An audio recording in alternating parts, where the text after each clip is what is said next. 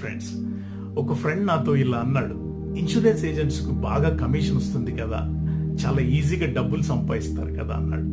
దానికి నేను ఇలా చెప్పాను, ఒక ఇన్సూరెన్స్ ఏజెంట్ ఎంత కష్టపడితే డబ్బులు వస్తాయో నీకు తెలియదు బాస్. నేను చెప్తాను మీరు, పొద్దునే లేచి ఎంతో మంది ప్రాస్పెక్ట్స్ని కలుస్తూ ఉండాలి, వాళ్ళకి లైఫ్ ఇన్సూరెన్స్ ప్రాసెస్ గురించి చెప్తూ ఉండాలి.